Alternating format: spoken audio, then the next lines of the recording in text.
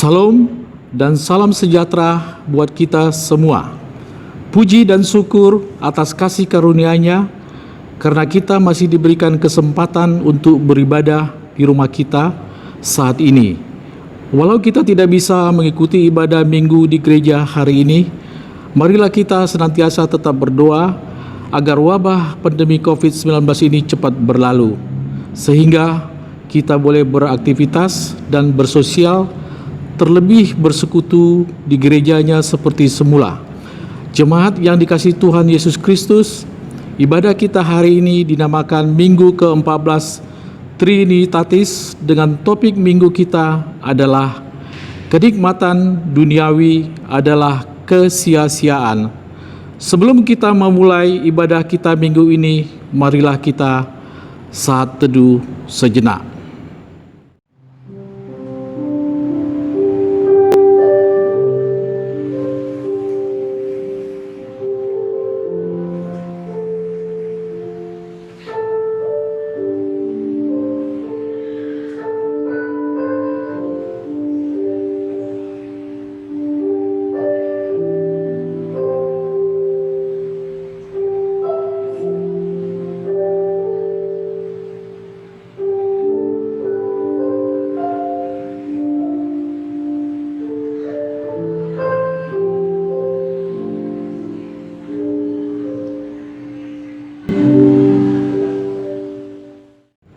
Amin.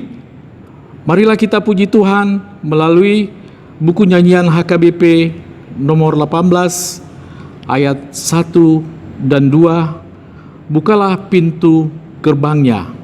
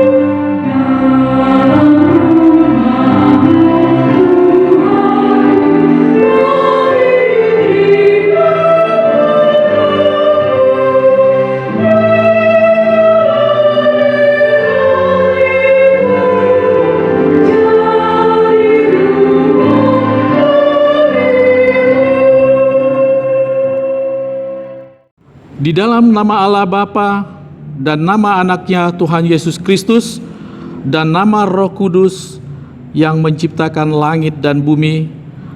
Amin.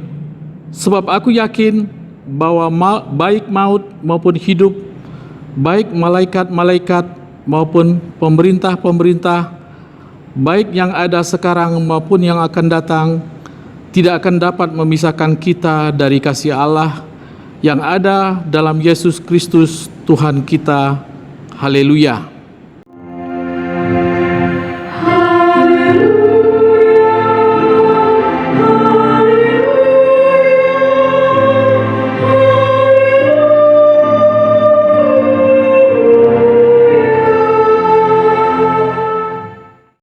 Marilah kita berdoa.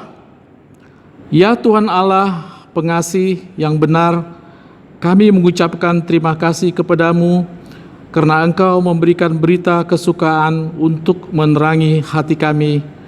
Oleh karena itu, kami dapat mengenal Tuhan dan semua kehendak-Mu. Kami ingin melakukan kehendak-Mu selama hidup kami. Kuduskanlah hati kami dengan Roh-Mu. Kuatkanlah kami melawan nafsu dan keinginan duniawi.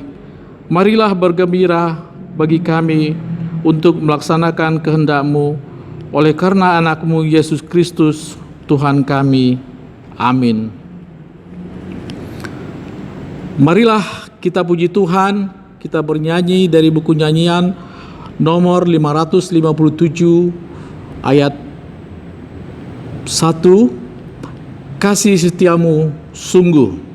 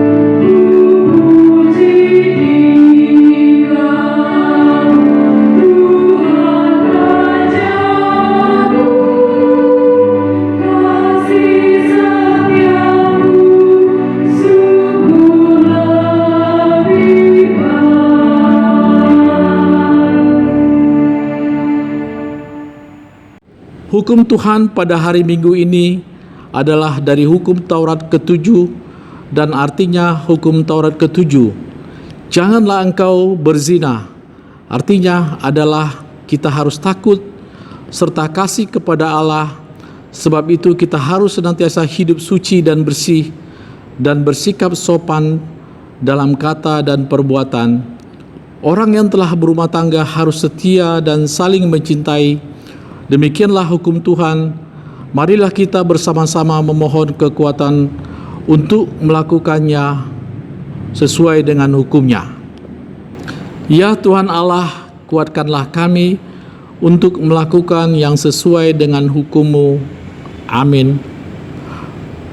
Marilah kita puji Tuhan dari buku nyanyian HKBP nomor 178 ayat 1 hingga 2. Yesus memanggil, mari segera.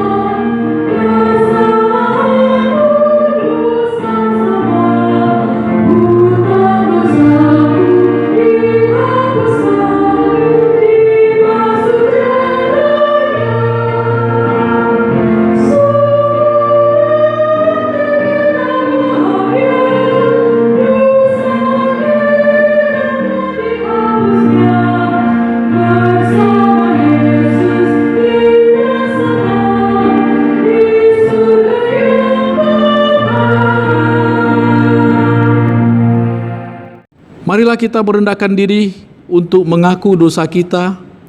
Ya Allah Bapa kami yang di sorga, Engkau mengampuni dosa kami, orang yang hina dan tercela ini, di dalam anak kesayangan-Mu.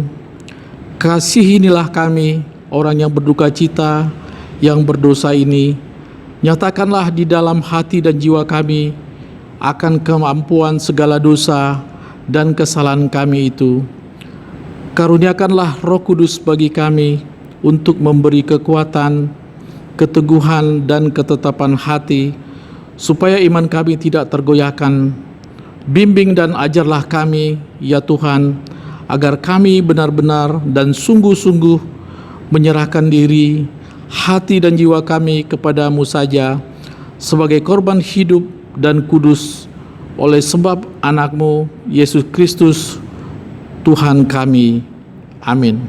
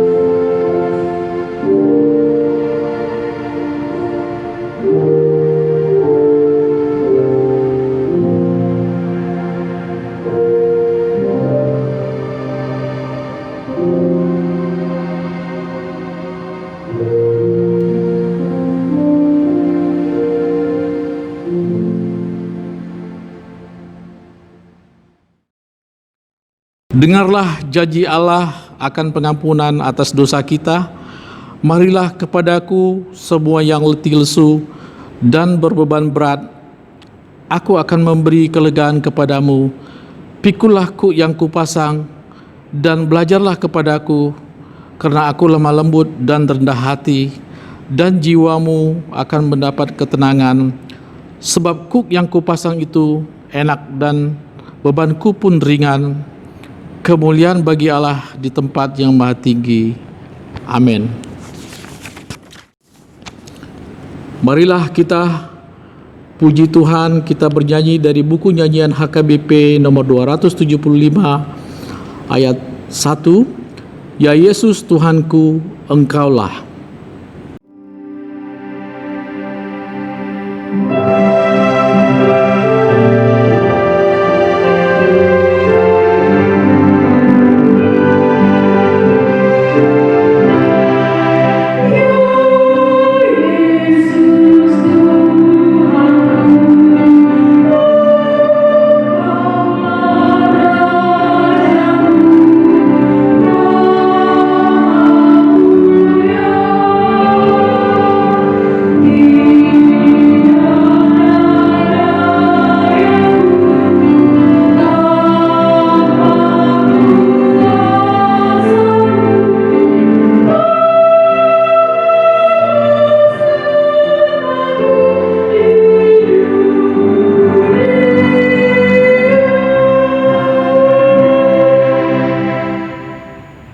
Epistel untuk minggu kita hari ini adalah dari Galatia 5 ayat 19 hingga 21.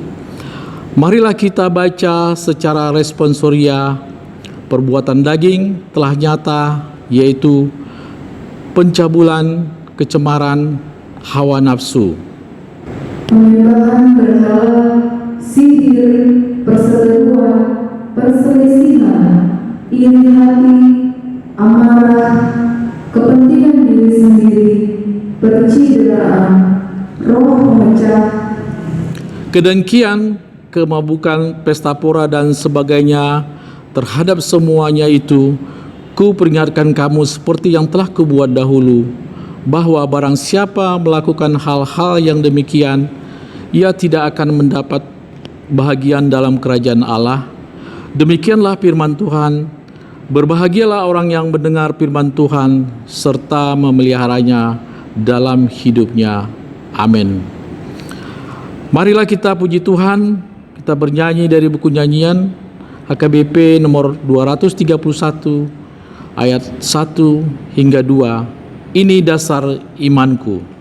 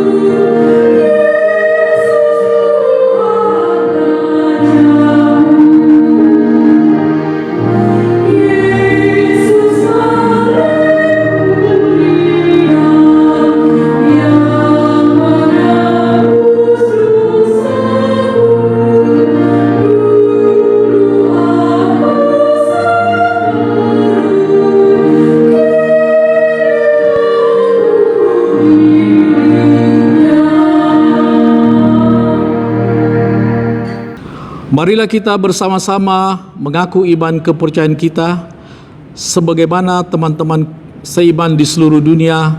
Kita bersama-sama mengucapkannya. Aku percaya Bapa yang Maha Kuasa, Khalik langit dan bumi. Aku percaya kepada Yesus Kristus, Anaknya yang tunggal Tuhan kita, yang dikandung daripada Roh Kudus, lahir dari anak darah Maria, yang menderita sengsara di bawah pemerintahan Pontius Pilatus, disalibkan, mati dan dikuburkan, yang turun ke dalam kerajaan maut, pada hari yang ketiga bangkit pula dari antara orang mati, naik ke surga, duduk di sebelah kanan Allah Bapa yang Maha Kuasa. Dari sana akan datang kelak untuk menghakimi orang yang hidup dan yang mati. Aku percaya kepada Roh Kudus dan adanya satu gereja yang kudus, persekutuan orang kudus, pengampunan dosa, kebangkitan daging, dan hidup yang kekal. Amin. Kita puji Tuhan dari buku nyanyian nomor 258 ayat 1 hingga 2. Ku menuju kehidupan.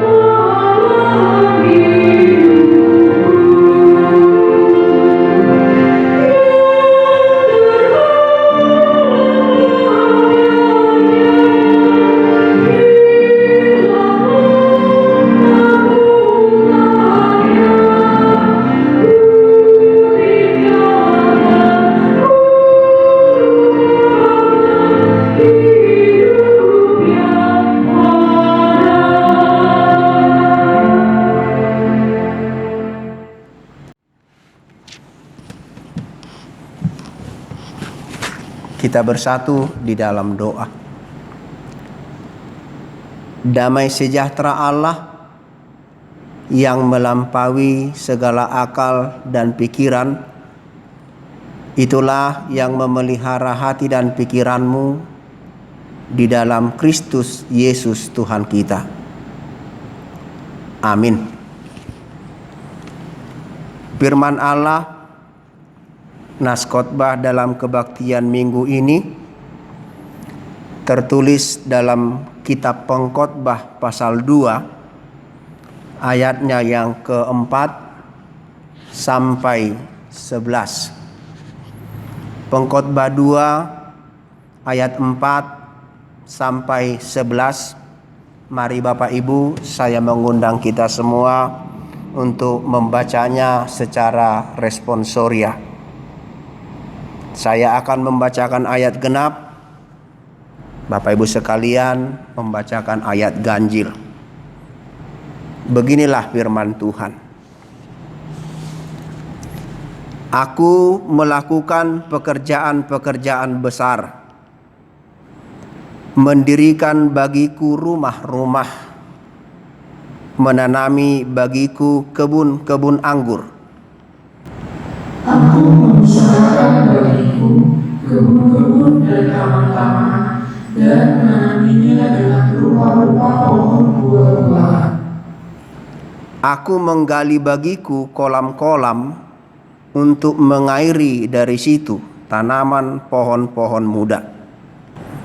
Aku membeli budak-budak laki-laki dan perempuan, dan ada budak-budak yang lahir di rumahku. Aku mempunyai juga banyak sapi dan kambing domba, melebihi siapapun yang pernah hidup di Yerusalem sebelum aku.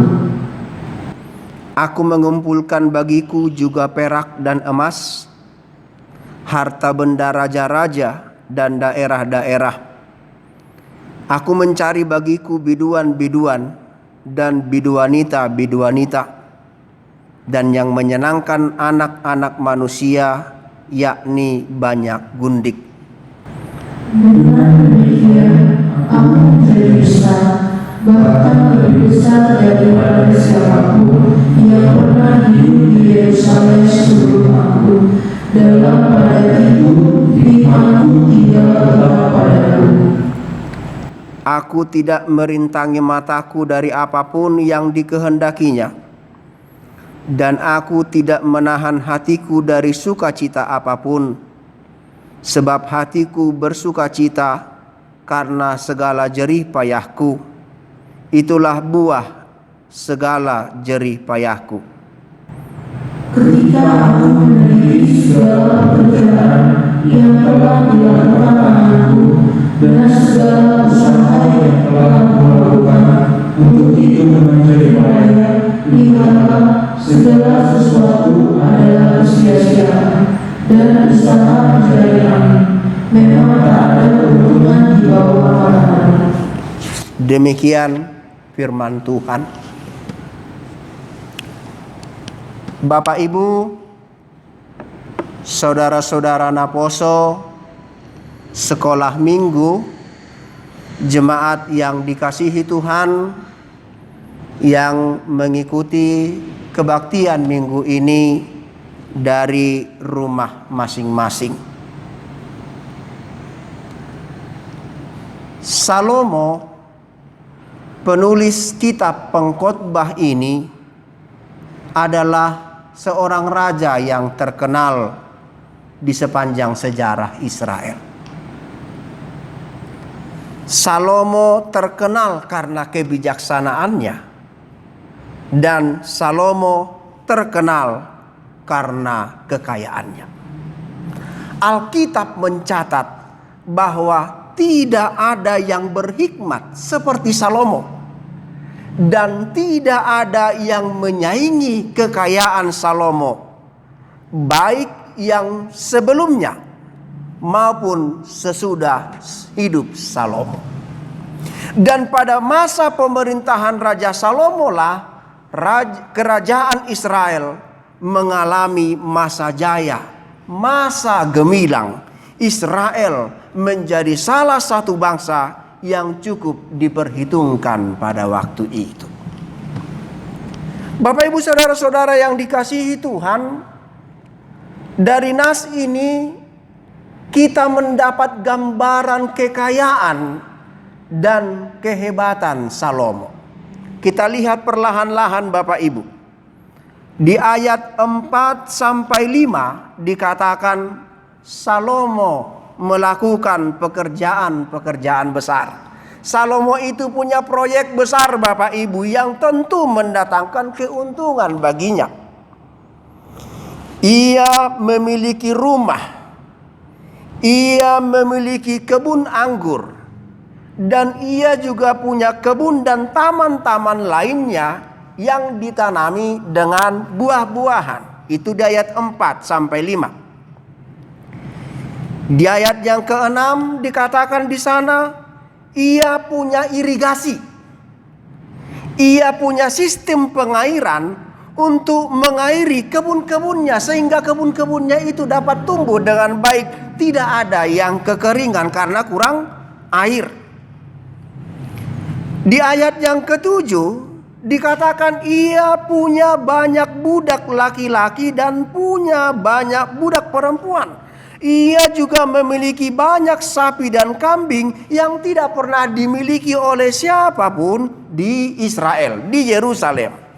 Yang ke-8, pada ayat yang ke-8 dikatakan ia juga punya banyak emas dan perak yang ia peroleh dari upeti raja-raja di sekitarnya atau daerah-daerah kekuasaan Israel pada waktu itu. Ia punya banyak biduan dan biduanita, dan ia punya banyak gundik. Semuanya dimiliki oleh Salomo. Tidak ada yang kurang dalam diri Salomo.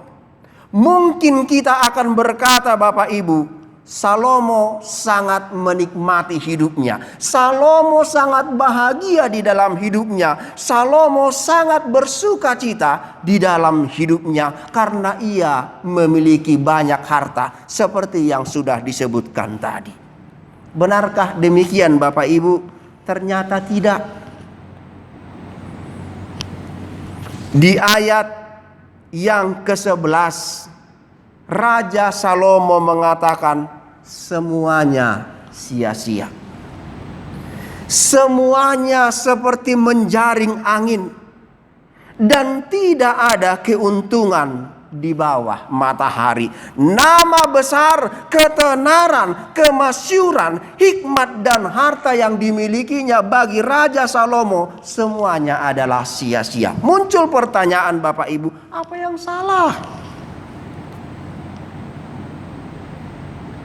Bukankah hikmat, bukankah pekerjaan, bukankah kekayaan, bukankah kebun, ladang, kemasyuran adalah karunia Allah? Mengapa Salomo menyebutnya sia-sia? Mengapa Raja Salomo mengatakan semuanya itu seperti menjaring angin? Raja Salomo tidak salah ucap Bapak Ibu. Ucapan ini bersumber dari pemaknaan yang berlangsung secara terus-menerus di dalam diri Salomo sehingga Raja Salomo membuat kesimpulan yang demikian. Yang pertama, semuanya sia-sia belaka. Harta, ketenaran, kemasyuran, hikmat, nama besar semuanya sia-sia kalau kita ikut dunia. Kalau kita mengikuti aturan-aturan atau norma-norma dunia. Kalau kita tidak ikut Yesus Bapak Ibu, apapun yang kita miliki ujungnya adalah sia-sia. Berangkat dari pengalaman Salomo. Begini. Menurut Salomo, sebagai seorang raja, ia akan makin besar, makin terkenal dengan mengambil banyak istri dan banyak gundik. Karena memang ada anggapan seperti itu. Seorang raja bisa memperkokoh kejayaannya dengan memiliki banyak istri dan banyak gundik. Ada anggapan seperti itu. Salah Bapak Ibu. Salomo salah, Salomo keliru. Mengapa? Karena kebesaran kemegahan Salomo bukan ditentukan oleh istrinya, bukan ditentukan oleh gundik-gundiknya, tetapi karena Allah yang menetapkan Salomo untuk mengalami berkat-berkat yang luar biasa. Salomo mengira dengan mempunyai dan mengambil banyak istri dari bangsa-bangsa lain akan membuat bangsa Israel aman pada waktu itu. Salomo keliru Bapak Ibu. Salomo ikut dunia dan ini menjadi kekeliruan terbesar di dalam hidup Salomo. Mengapa? Karena penjamin hidup Salomo dan penjamin hidup bangsa Israel bukan raja-raja di sekitarnya, tetapi karena Allah. Bahkan firman Tuhan dengan tegas mengatakan, diberkatilah orang yang mengandalkan Allah dan celakalah orang yang mengandalkan manusia. Salomo mengira dirinya hebat. Salomo terlalu yakin Bapak Ibu, ia tidak akan terpengaruh oleh agama istri-istri dan gundik-gundiknya. Salomo mencoba mengandalkan kekuatannya menghadapi segala kemungkinan di dalam hidupnya. Salomo keliru Bapak Ibu. Di akhir masa hidupnya, Salomo berpaling dari Allah dan mengikuti agama dari para istri dan gundik-gundiknya. Salomo keliru, sebab Tuhan menginginkan kita hanya beribadah kepada Tuhan. Didok di lapatan nipatik dipatik naparjului dang jadi marakub ahu bahenonmu debatam. Yang kedua Bapak Ibu, segala yang kita miliki adalah sia-sia kalau kita makin jauh dari Tuhan. Segala yang kita miliki adalah sia-sia kalau kita makin menjauh dari rencana Tuhan. Itu yang kita baca tadi. dari epistel.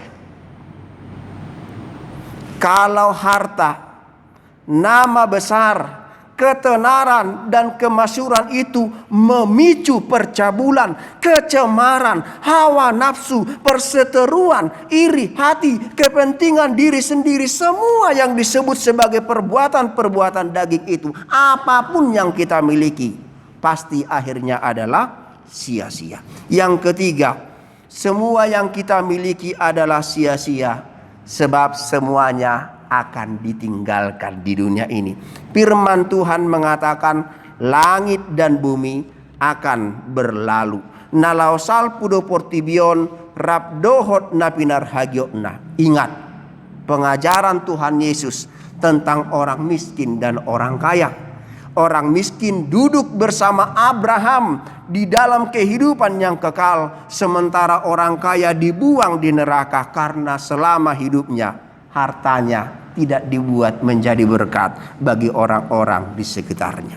Bapak, Ibu, saudara-saudara yang dikasihi Tuhan, apalagi yang mau ditekankan oleh firman Tuhan ini kepada kita? Yang pertama, Bapak Ibu, ukuran kesenangan dan kebahagiaan hidup tidak ditentukan oleh apa yang kita miliki. Dada na adongi dihita namano Tuhon lasni rohata madalani ari-ari nunguluton. Tidak. Kebahagiaan hidup ditentukan oleh seberapa bersyukurnya kita atas pemberian Tuhan di dalam hidup kita. Kebahagiaan hidup itu ditentukan oleh ketika kita memiliki karakter Tuhan Yesus di dalam kehidupan kita. Yesus mengatakan, berbahagialah orang yang miskin di hadapan Allah. Tidak pernah dikatakan berbahagialah orang kaya. Berbahagialah orang yang miskin di hadapan Allah, karena orang yang miskin di hadapan Allah akan selalu merasa ia perlu Tuhan di dalam kehidupannya. Berbahagialah orang yang berduka, sebab mereka akan dihibur. Orang yang berduka juga berbahagia, Bapak Ibu. Mengapa? Karena di dalam segala duka dan pergumulannya, ia menghadapinya dengan penuh pengharapan. Berbahagialah orang yang lemah lembut. Tidak dikatakan berbahagialah orang yang kuat. Berbahagialah orang yang sabar. Berbahagialah orang yang dapat menerima keadaan orang lain, seperti yang diajarkan oleh Tuhan kepada kita. Berbahagialah orang yang membawa damai, orang yang cinta damai, yang menyebar benih-benih damai di dalam kehidupan sesamanya, karena mereka anak-anak Allah. Itu yang membuat kita bahagia, Bapak Ibu, ketika hidup kita ini dengan karakter ilahi itu menjadi berkat dan bermanfaat bagi orang lain. Yang kedua yang mau dikatakan oleh nas ini kepada kita, Bapak Ibu, adalah kita tidak boleh terpana pada apa yang kelihatan. Harta, hikmat, pangkat, jabatan, apapun itu semuanya akan segera berlalu. Dangadong nahot, dangadong namanoktong. Firman ini mengarahkan kita agar kita juga memandang apa yang tidak kelihatan. Harta yang tidak kelihatan. Rasul Paulus mengatakan, yang tidak kelihatan saat ini, yang kelihatan saat ini tidak berarti apa-apa dengan yang tidak kelihatan yang akan Tuhan nyatakan kepada kita. Ada kemuliaan besar yang sudah dipersiapkan Tuhan bagi orang-orang percaya yang belum nampak sekarang. Itu jauh melebihi segala kebesaran yang boleh dimiliki manusia selama hidup di dunia ini. Karena itu Bapak Ibu, nas khotbah ini akan saya tutup dengan perkataan Tuhan Yesus yang mengajari kita, kumpulkanlah bagimu harta di sorga. Di sorga ngengat dan karat tidak merusakkannya, dan pencuri tidak membongkar serta mencurinya. Karena itu adalah bagian yang sudah ditetapkan Tuhan untuk kita sampai selama-lamanya.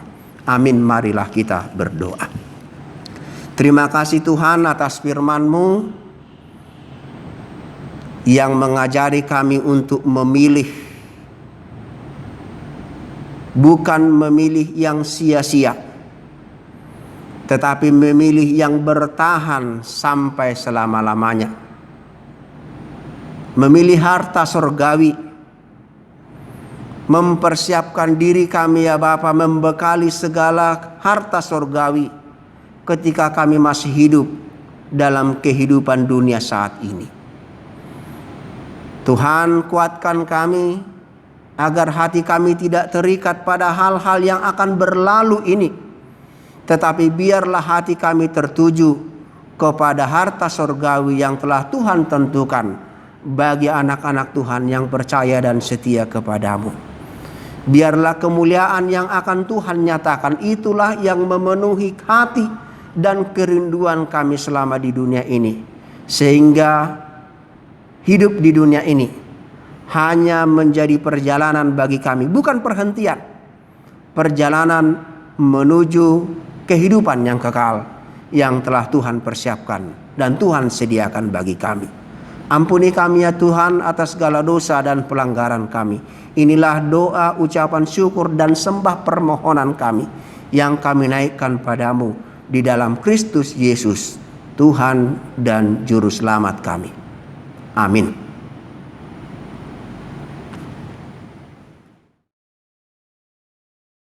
Kita bernyanyi dari buku nyanyian HKBP nomor 442 ayat 1-2, dahulu aku susah, sambil mengumpulkan persembahan.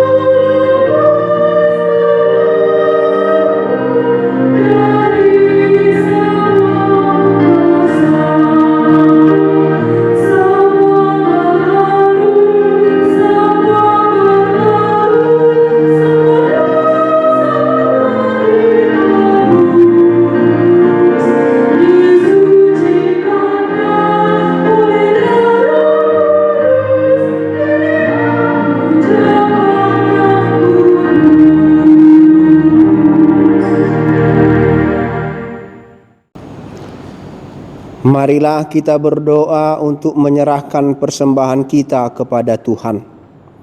Ya Allah Bapa kami yang di surga, kami mengaku bahwa Tuhan adalah sumber dari segala karunia yang melimpah dalam kehidupan kami masing-masing. Sebahagian daripada karunia itu kami serahkan kembali sebagai persembahan kepada Tuhan. Terimalah dan berkatilah persembahan umat-Mu ini, agar dapat kami pergunakan untuk pekerjaan dan pelayanan kerajaan Tuhan di dunia ini. Bukalah hati kami untuk mengenal betapa banyak berkat dan karunia yang kami peroleh dari Tuhan, supaya kami senantiasa bersyukur kepadamu di dalam nama Yesus Kristus Tuhan kami. Amin.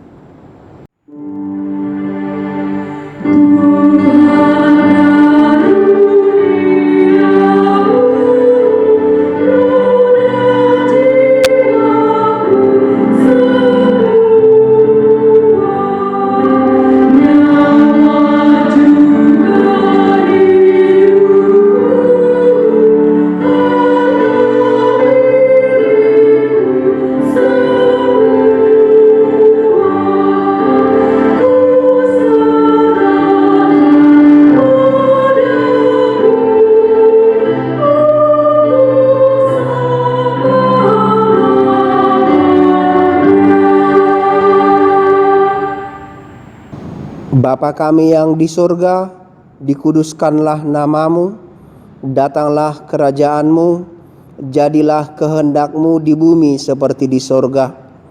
Berikanlah kami pada hari ini makanan kami yang secukupnya, dan ampunilah kami akan kesalahan kami, seperti kami juga telah mengampuni orang yang bersalah kepada kami. Dan janganlah membawa kami ke dalam pencobaan, tetapi lepaskanlah kami daripada yang jahat.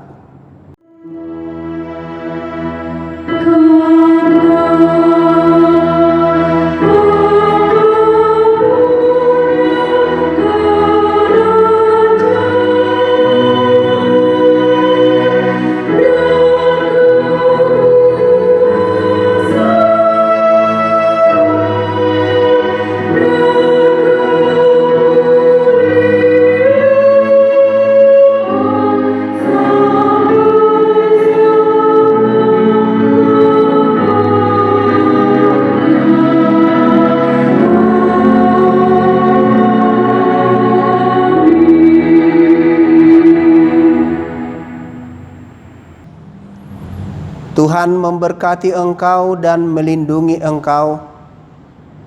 Tuhan menyinari engkau dengan wajah-Nya dan memberi engkau kasih karunia. Tuhan menghadapkan wajah-Nya kepadamu dan memberi engkau damai sejahtera.